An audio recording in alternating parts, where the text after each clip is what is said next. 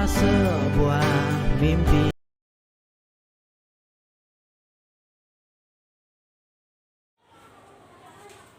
Assalamualaikum Pak, gimana Pak kabar hari ini? Alhamdulillah baik. Ya, gini Pak, saya ada salah satu tugas nih sebagai CGP Calon Guru Penggerak Angkatan 6 Pak, Kabupaten Bangka Selatan, dan kami sudah memasuki pembelajaran modul 3.1 berkaitan dengan modul yang berjudul pengambilan keputusan Pak, pengambilan keputusan seorang pemimpin ya, tapi berbasis nilai-nilai kebajikan. Ada beberapa hal Pak yang ingin kami tanyakan berkaitan dengan pembelajaran modul yang kami pelajari saat ini. Yang pertama nih Pak, selama ini bagaimana menurut Bapak mengidentifikasi kasus-kasus yang terjadi yang termasuk apakah itu dilema etika maupun rujukan moral gitu Pak. Gimana menurut Bapak cara Bapak mengidentifikasinya Pak? Ya, biasanya kalau di sekolah ini kami mengidentifikasi dulu atau memilah-milah mana kasus yang termasuk dalam pelanggaran hukum dan mana kasus yang tidak melanggar hukum. Nah, bila ketemu dengan kasus pelanggaran hukum berarti ini yang kata lain adanya benar melawan salah. Kemudian setelah kita identifikasi ada lagi temuan misalnya tidak bertentangan dengan hukum, nah yaitu tergolong pelanggaran yang Rujukan salah ya. melawan salah. Oh iya Pak. Jadi identifikasi Bapak mengenai kasus-kasus yang terjadi ketika Bapak mengambil keputusan Pak ya. Jadi kalau ada pelanggaran hukum itu dilema etika nama Bapak ya. Kemudian kalau tidak ada pelanggaran hukum ataupun misalnya benar lawan benar, itu namanya benar lawan salah tadi maksud saya, itu namanya rujukan moral. Oke Bapak, selanjutnya Pak, selama ini bagaimana Bapak untuk mengambil keputusan di sekolah kita ini Pak, terutama mengenai kasus-kasus yang terjadi ada dua kepentingan, misalnya dua kepentingan sama-sama benar ataupun sama-sama mengandung nilai-nilai kebajikan Pak. Nah ini kan ada dua keputusan yang harus diambil berdasarkan kasus tadi Pak. Bagaimana Pak? Nah, kalau ketemu dengan kasus seperti itu di sekolah ini kami tidak bergerak sendiri, kami melibatkan warga sekolah seperti rekan-rekan guru, kemudian ada lagi dari UKS, dari tenda kebersihan. Nah kami kumpul info dari mereka, lalu kami putuskan. Setelah itu baru diadakan musyawarah bersama. Oh iya Pak. Jadi kalau yang saya masukkan tadi Pak, jadi pengambilan keputusan Bapak ketika misalnya ada nilai-nilai yang sama benar Pak ataupun nilai-nilai kebajikan, jadi ada pertimbangan Pak ya, Iya. pertimbangan berdasarkan aturan gitu Pak maksudnya ya, dan ada nilai-nilai kebajikan Pak ya, nilai kebajikan misalnya kerjasama, toleransi gitu Pak ya, keadilan, kejujuran dan sebagainya. Itu yang mungkin Bapak maksud Pak ya, yang ada nilai kebajikan yang diutamakan. Gini Pak, langkah-langkah konkret mungkin Pak ataupun prosedur yang selama ini Bapak lakukan, ada langkah-langkah tertentu Pak, jadi untuk memahami sebelum mengambil keputusan tadi Pak. Ya, tadi telah disinggung itu pertama kami memahami masalah apa yang terjadi, jadi perlu diadakan dulu pemahamannya, harus kita lihat dulu. Yang kedua, setelah kita paham, kemudian mengaitkan dengan aturan sekolah dan dengan nilai kebajikan, mana kira-kira yang cocok, yang mendekati, yang harus kita pakai. Kemudian bermusyawarah untuk mencari solusi yang terbaik. Walaupun kita sudah ketemu kaitannya, berarti kita juga perlu bermusyawarah dengan kawan-kawan rekan sekolah. Yang terakhirnya membuat keputusan secara final. Nah ini diadakan musyawarah sekolah. Jadi kalau sudah musyawarah sekolah, keputusan yang diambil itu merupakan dapat kita pertanggungjawabkan secara bersama. Iya. pertanggungjawaban dan secara moral Pak ya. Ya, jadi langkah-langkah Bapak saya bisa pahami tadi, ketika ada permasalahan yang harus kita putuskan gitu ya, kita harus ambil putusan, kita harus memahami Pak ya, memahami betul-betul duduk permasalahannya, kemudian adakah kaitannya dengan nilai-nilai kebajikan tadi Pak. Kemudian benar sekali kata Bapak tadi, kalau ada permasalahan ada baiknya segala sesuatu kita musyawarahkan. Ketika sudah dimusyawarahkan, membuat keputusannya lebih gampang Pak ya, dan bisa dipertanggungjawabkan. Baik Bapak, selanjutnya mungkin ada hal-hal apa saja Pak selama ini menurut Bapak dianggap efektif ya ketika Bapak mengambil keputusan Pak, terutama kasus-kasus yang berkaitan dengan dilema etika itu Pak. Jadi artinya kan dari awal dilema etika itu ada kasus di mana benar melawan benar tadi Pak. Gimana ada hal-hal yang Bapak anggap efektif selama ini Pak? Dan biasanya keputusan diambil di sekolah ini berdasarkan aturan yang berlaku dan mempertimbangkan nilai-nilai kebajikan, itu yang pertama.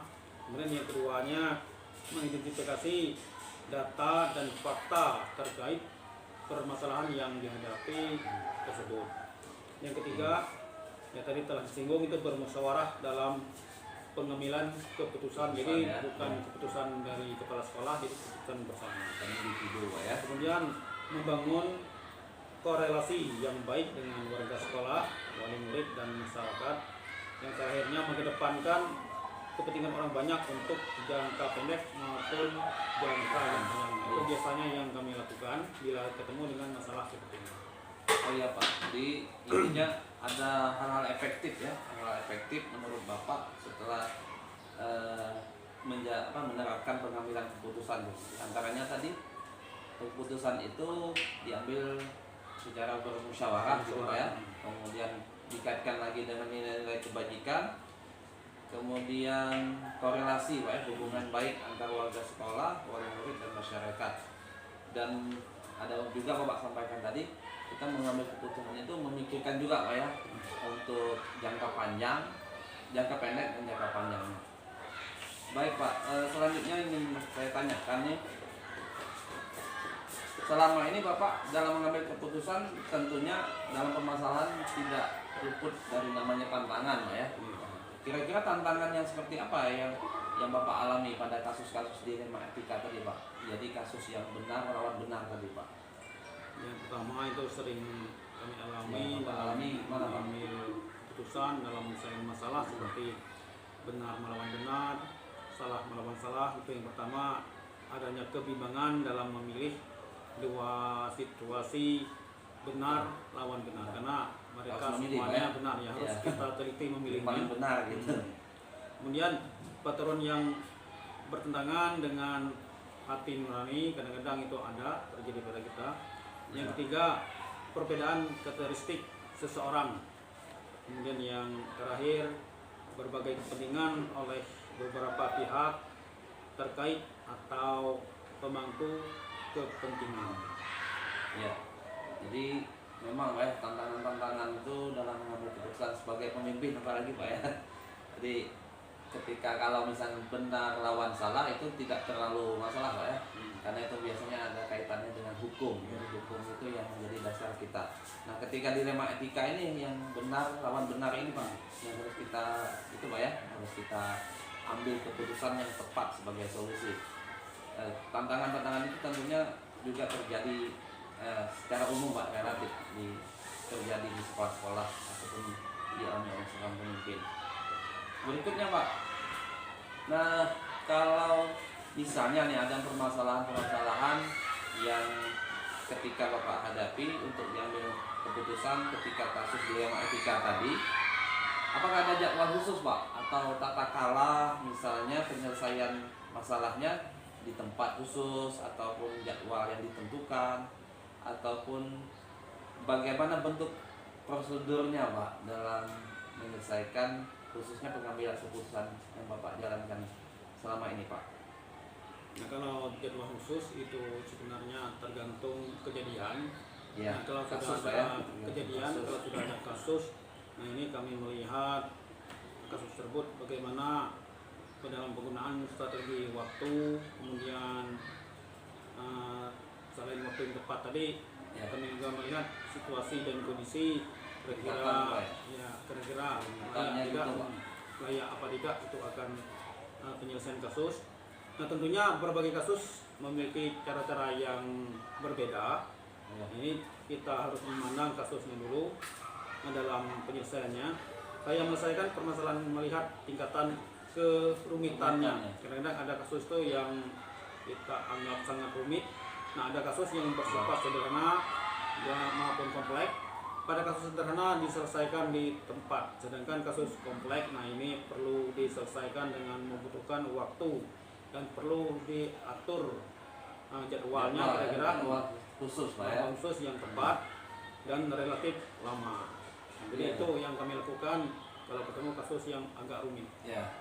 Jadi kasus itu bervariasi Pak ya. Ada kasus sederhana, Sedang. yang kerumitan yang kemudian ada yang kompleks, tingkatannya agak lebih tinggi. Dan tentunya ada yang perlu waktu khusus ataupun tempat khusus Pak ya, ataupun yang sifatnya lebih kompleks atau agak rumit menyelesaikannya perlu apa tadi waktu ya khusus untuk menyelesaikannya. Baik, selanjutnya Pak, dalam pengambilan keputusan mungkin ada seseorang atau faktor-faktor apa saja Pak yang selama ini ketika Bapak mengambil keputusan itu bisa mempermudah Bapak dalam menyelesaikan kasus dilema etika tadi Pak. Nah, kalau kasusnya seperti itu rumit, nah ini tadi telah kami singgung di awal, Ya. kami tidak berdiri sendiri, kami libatkan warga sekolah tadi seperti dari rekan-rekan personil SD, Warga kemudian sekolah, warga ya. sekolah. Ya. Kemudian kalau masih diperlukan lagi kami akan menggandeng dari wali murid. Nah ada seseorang yang membantu pokoknya, ya. Ya, di antara itu Pak, di Ya. antara guru gitu. Bukan di antara- keputusan kita sendiri. Ya. Adapun faktor yang membantu saya dalam pengambilan keputusan kasus-kasus dilema etika adalah sikap keterbukaan warga sekolah, kemudian ada dari wali murid dan masyarakat. Selain itu berkolaborasi antar warga sekolah, mengutamakan musyawarah dan peraturan-peraturan berbasis nilai-nilai kebajikan. Jadi hasilnya itu sama dengan kita mengambil sabut di dalam sagu. Oh, iya. Ya. Jadi walaupun kita putus tidak merusak situasi di sekolah. Sekolah, iya ya. Jadi tentunya ada Pak ya, ada faktor-faktor tertentu, kemudian ada subjek ya, seseorang ataupun orang-orang tertentu yang bisa membantu Bapak dalam pengambilan keputusan, misalnya berkaitan dengan orang-orang yang berada di sebagai warga sekolah Pak ya. Kemudian perlu juga tadi Bapak sampaikan betul keterbukaannya ini Pak. Nah, itu nilai kebajikannya Pak yang bisa saya simpulkan.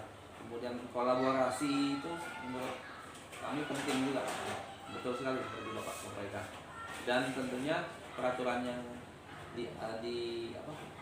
dalam mengambil keputusan berdasarkan peraturan tadi Pak ya, nilai kebajikan juga yang perlu kita utamakan. Baik Pak, kita sudah di akhir Pak untuk wawancara bersama Bapak. Yang paling akhir ini Pak, dari semua yang telah Bapak sampaikan nih, mungkin ada pembelajaran yang dapat Bapak petik Pak berdasarkan pengalaman Bapak ketika mengambil keputusan dari Pak. Boleh diceritakan Pak bagaimana Pak? Ya dalam keputusan tadi telah disinggung, nah, jadi kita mengambil keputusan harus secara bijaksana. Jadi jangan ada yang merasa dirugikan Betul. dan ada yang merasa kecewa. Jadi misalnya terjadi keputusan yang kita harapkan, tidak ada yang merasa misalnya kacau di sekolah ini, Iya, menjadi betul, benci, menjadi marah. Nah kemudian berdasarkan pengambilan keputusan yang tepat dan mempertimbangkan peraturan yang berlaku dan berbasis nilai-nilai kebajikan.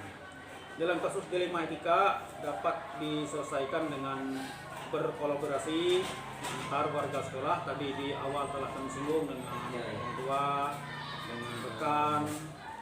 Jadi selain itu keputusan yang diambil hendaknya mengutamakan musyawarah berasas kekeluargaan dan keputusan yang dapat dipertanggungjawabkan, dan beberapa langkah itu diharapkan dapat dihasilkan keputusan yang paling baik, yang terbaik. Jadi tidak akan mengecewakan dari rekan-rekan yang kita selesaikan tadi. Ya. Jadi hanya itu biasanya yang kami lakukan. Ya.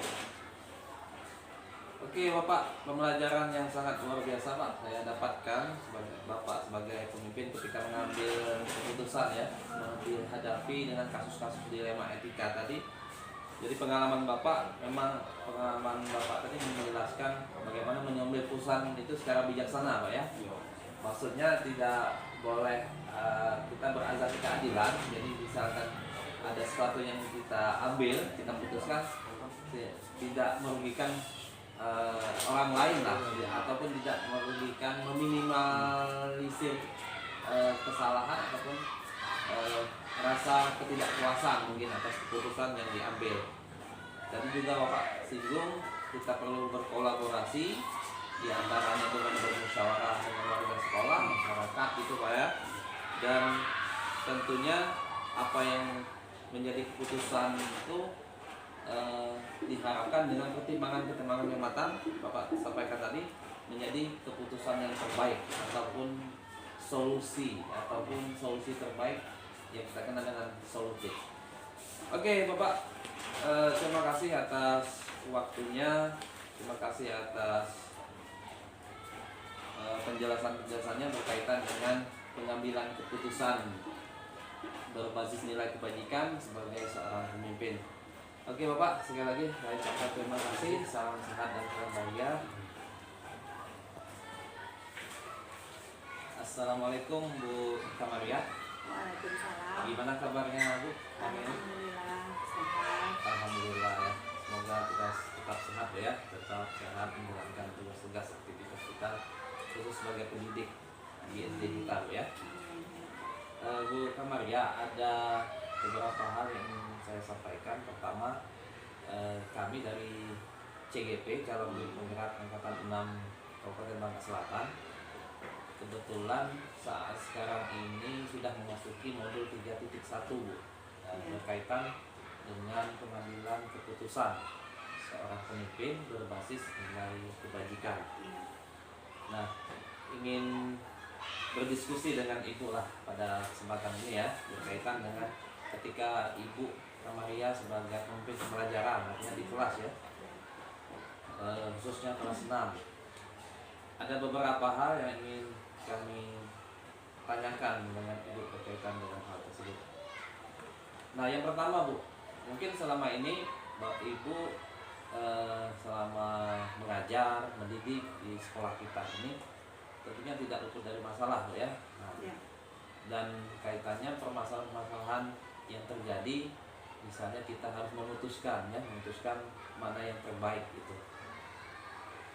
Menurut Ibu nih, bagaimana cara Ibu mengidentifikasi Bu? Jadi kalau ada kasus-kasus yang menurut Ibu itu sebuah dilema etika dan atau rujukan moral, bagaimana Bu Ibu mengidentifikasinya?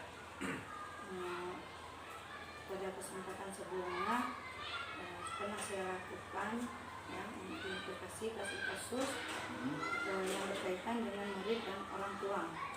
Ya. Terus kasus tersebut berkaitan dengan hukum dan moral. Ya. Pada kasus dilema etika itu berarti benar lawan benar. Ya. Ketika adanya pelanggaran hukum di dalam kasus tersebut. Dilema etika Bu ya. Ya, selanjutnya terus pada kasus rujukan moral itu berarti benar lawan salah. Ya. Berkaitan dengan pelanggaran pada moral itu sendiri. Iya.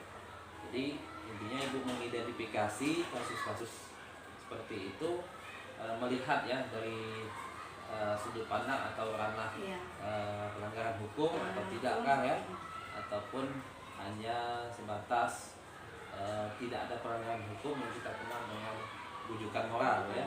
Kalau ada pelanggaran hukum, di rujukan moral, kalau tidak ada pelanggaran hukum tadi Bu, namanya dilema etika ya. Artinya ada benar lawan benar, gitu Bu ya maksudnya. Oke Bu, selanjutnya nih, mungkin selama ini Ibu telah mengambil keputusan, sudah pernah mengambil keputusan di sekolah kita ini, ketika ada kasus-kasus yang ada dua kepentingan Bu, ada sama-sama benar atau ada sama-sama mengandung nilai kebajikan. Jadi bagaimana Ibu mengambil keputusannya Bu? Ya, saya ambil keputusan dengan mengidentifikasi kasus tersebut secara matang dan pengambilan keputusannya memberikan pilihan yang tepat dan benar serta menguntungkan berbagai pihak yang terkait. Jadi dengan kata lain Bu, setelah Ibu identifikasi dengan pertimbangan-pertimbangan yang matang gitu ya, Secara matang. ya kemudian kita memilih mana yang keputusan yang paling tepat atau solutif ya. Iya. Dan tadi tidak banyak merugikan orang banyak, berarti ada azas nilai kebajikan kalau tidak salah Bu ya, nilai keadilan ya. Nah, artinya tidak sepihak gitu, artinya bisa menguntungkan orang banyak ya. Baik Bu, yang selanjutnya nih Bu, selama ini mungkin dalam pengambilan keputusan kita ada langkah-langkah Bu ya, ataupun prosedurnya gitu. Nah, langkah-langkah yang seperti apa yang pernah Ibu laksanakan Bu selama ini? Selama ini yang saya lakukan yang pertama itu mengidentifikasi masalah yang terjadi, masalah yang terjadi. Terus berdiskusi dengan warga sekolah yang terkait. Terus terakhir itu memberikan solusi yang terbaik, bagaimana yang terbaik dari permasalahan tersebut. Ya berarti kalau langkah-langkah yang Ibu lakukan seperti itu mengidentifikasi awalnya Bu ya, bagaimana permasalahan yang sebenarnya, mungkin dikaitkan dengan data fakta gitu Bu. Tadi ada pihak-pihak yang terlibat mungkin Bu ya, pihak-pihak terlibat. Jadi ada permasalahan, ada yang siapa yang terlibat di dalamnya, kita harus tahu juga Bu. Oke Bu, selanjutnya nih dalam pengambilan keputusan nih Bu, kalau yang Ibu alami, hal-hal apa sih menurut Ibu selama ini efektif Bu, efektif dalam pengambilan keputusan, khususnya menyelesaikan kasus-kasus dilema etika tadi. Artinya kita bicarakan di awal, dilema etika ini berkaitan dengan keputusan yang kita ambil itu lawan benar ya. Nah, ketika itulah kita jadi dilemanya. Bagaimana menurut Ibu hal-hal yang dianggap efektif? Menurut Ibu efektif ya apa itu kita telah dulu ya, keterkaitan pihak-pihak tertentu yang terlibat ya Bu ya. Terus mengambil keputusan ya, sesuai dengan aturan dan nilai kebajikan. Terus memilih atau opsi-opsi yang keputusan yang terbaik yang bertujuan ya dapat memberikan solusi yang terbaik. Mungkin ada selanjutnya Bu, kalau hal yang mungkin dia nggak efektif, ada nggak Bu, misalnya kita saling berkolaborasi lah, misalnya kita kumpul ya bermusyawarah Bu ya, ada nggak dilakukan Bu? Ada dilakukan dengan orang tua. Menurut Ibu efektif itu Bu ya? Efektif itu menentukan keputusan dan musyawarah dengan orang tua, dengan sekolah kan, terus dengan masyarakat juga. Iya. Ya dengan kata saya bisa simpulkan, jadi hal-hal yang Ibu anggap efektif untuk mengambil keputusan, diantaranya tadi kita harus telah dulu ya, telah betul-betul siapa yang memiliki keterlibatan ya, apakah seseorang ataupun siapa saja sih yang berkaitan dengan pengambilan keputusan itu, kemudian bersinggungan dengan nilai-nilai kebajikan ya Ibu sampaikan tadi. Kemudian ada solusi terbaik, kita misalnya membuat pilihan-pilihan ya. Di antara pilihan itu kita pilih Bu ya, mana yang paling baik atau kita utamakan. Oh ya, tadi sempat disampaikan jadi hal yang efektif juga bermusyawarah Bu ya. Nah, bermusyawarah itu kita mengambil keputusan bersama Bu ya. artinya bisa dipertanggungjawabkan secara bersama. Oke Bu, selanjutnya nih, tentunya dalam pengambilan keputusan selama ini Ibu tidak luput ya, saya juga tentunya dalam mengajar, dalam mendidik, khususnya kita di sekolah, ada tantangan tentunya ya. Nah, tantangan-tantangan yang selama ini berkaitan dengan dilema etika tuh yang seperti apa Bu? Apa saja tantangannya? Ya, permasalahannya itu sama-sama penting, tetapi ada yang harus kita prioritaskan. Iya. Terus ada keterlibatan atau kepentingan orang-orang yang terkait. Ya. Oh ya, berarti ketika menghadapi permasalahan ini, tantangan yang Ibu alami adalah ketika masalah tadi sama-sama penting, Bu ya. Iya, sama-sama penting. Tapi Betul kan sekali ada ya. yang diprioritaskan. Kita harus memilih ya mana yang paling terbaik, Iya, gitu terbaik. ya, atau solutif tadi ya. Iya. Dan mana yang ibaratnya kita itu harus diprioritaskan ya. Dan tadi Ibu sampaikan juga tantangannya keterlibatan orang-orang tertentu ya, dengan pemangku kepentingan mungkin, ataupun kasus-kasus yang telah terjadi di sekolah kita Bu ya, ada kepentingan orang-orang atasan lah gitu. Dan dalam ini Bu, tantangan berikutnya mungkin ada nggak Bu, masalah nilai-nilai kebajikan Bu yang Iya. Dari itu kita harus memilih ya, Ya. kebajikan. ada opsi Bu ya. Iya. Ya. Memilih atau opsi yang diutamakan. Itu yang diutamakan. Ya, dengan kata lain misalnya ini Bu ya, kalau keadilan dengan kesetiaan gitu misalnya Bu, kan ada dua pilihan Bu ya. Iya. Apakah yang adil dulu, apakah yang mengutamakan keadilan gitu, kesetiaan. Oke Bu, selanjutnya nih, dalam menghadapi kasus dilema etika ini, Ibu telah mengambil keputusan. Apakah ada jadwal Bu, misalnya jadwal khusus, tata kala tertentu ya? Misalnya ada masalah ini harus ada jadwal khususnya, ada tempat khususnya. Ya, apakah ada bentuk atau prosedurnya Bu? Seperti apa yang Ibu jalankan selama ini? Kasus-kasusnya itu kan ada yang bersifat ringan, ada yang berat ya. Iya.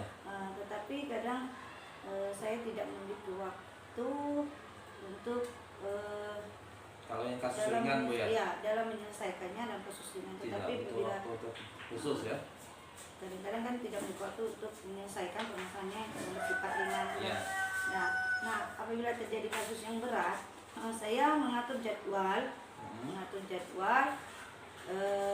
terus mengidentifikasi permasalahan tersebut sebelumnya itu dengan mengambil keputusan Dengan pertimbangan Bu, iya, mungkin. mempertimbangkan masalah-masalah pada kasus tersebut. Iya. Perlu misalnya masalah tadi ada aspek-aspek tertentu Bu ya yang harus kita pertimbangkan ya. Iya. Perlu misalnya kita musyawarah Bu, perlu juga nggak Bu misalnya masalah yang tadi Bu? Iya, Yang dimusyawarahkan terlebih terkait dahulu masalah ya. yang berat tadi Bu ya. Kasus ini. Oke Bu. Selanjutnya nih, Ibu mungkin dalam mengambil keputusan adalah misalnya ada dibantulah oleh seseorang atau orang-orang tertentu, kemudian ada faktor-faktor tertentu lah dalam Ibu mengambil keputusan itu mudah gitu maksudnya. Bagaimana Bu? Adakah seseorangnya, apakah ada faktor-faktor X-nya dalam mengambil keputusan itu Ibu anggap mudah? Gimana Bu? Pengambilan keputusan itu kan perlu dukungan, Oh, iya. ya. Harus betul. Iya, dari seseorang. Tetapi seseorang itu kita pilih yang di profesional. Profesional. Iya, yang Yes, lebih ya. profesional. Yang bisa diandalkan Iya, ya, bisa yang diandalkan, bisa diajak diskusi, Iya, diskusi. kolaborasi ya. berkolaborasi, misalnya kita kan bisa yang profesional. Iya, iya. Untuk faktor lain ada nggak Bu selain kita butuh Iya. orang ya, butuh orang. Ada faktor lainnya Bu? Selain itu kita berkolaborasi dengan warga sekolah juga. Oh ya, melibatkan warga Iya. sekolah ya. Nah, tentunya dengan berkolaborasi itu akan lebih baik Bu ya, Iya. dengan keputusan yang diambil secara bersama, dan tentunya keputusan yang diambil bisa kita saling menghargai ya, bisa menerima keputusan langsung secara lapang dada maksudnya tadi. Oke Bu, kita udah di penghujung nih. Ada satu hal penutup yang ingin saya sampaikan, ingin bertanya kepada Ibu. Apa yang Ibu sampaikan tadi dari awal hingga sekarang, ada pembelajaran tentunya Bu ya, pembelajaran yang bisa Ibu petik dari pengalaman pengambilan keputusan mengenai dilema etika itu yang seperti apa? Ibu boleh berbagi cerita Bu. Pembelajaran apa kira-kira yang bisa dipetik? Jadi pembelajaran yang dapat saya ambil itu ya, pada kasus dilema etika itu saya perlu mempertimbangkan secara matang ya, Ya, secara matang betul. ya, berdasarkan aspek-aspek yang dibutuhkan, Hmm. yang diperlukan. Kemudian Ibu tadi kan ada aspek tertentu yang dibutuhkan, berarti memang harus pertimbangan yang matang ya. Keputusan itu diambil perlu kita melibatkan orang lain Bu gitu. Iya, itu sangat perlu sekali Perlu juga ya? melibatkan orang lain, pihak tertentu kan. Sebelum diputuskan Bu ya masalahnya. Terutama warga sekolah Iya. ya. Ya, tentunya pengambilan keputusan yang tepat tadi Ibu sampaikan, kita juga harus membuat suatu keputusan berdasarkan Nilai-nilai ya kebajikan. nilai-nilai kebajikan Iya. tadi, dan kita juga ada aturan Bu ya, Iya. aturan di sekolah. Aturan. Jadi berdasarkan Sesuai dengan pertimbangan peraturan yang berlaku dan nilai-nilai kebajikan. Oke Bu Kamaria, terima kasih atas kesempatannya yang telah meluangkan waktu untuk memberikan ya penjelasan-penjelasan terkait dengan pengambilan keputusan ya Iya. berbasis nilai kebajikan sebagai seorang pemimpin. Dan tentunya Bu, kita di sini sebagai pemimpin pembelajaran ya, Iya. itu yang apa, setidaknya pemimpin pembelajaran sebelum menjadi pemimpin yang lain ya. Terima kasih sekali lagi. Salam sehat Ibu Kamaria. Sama-sama Pak.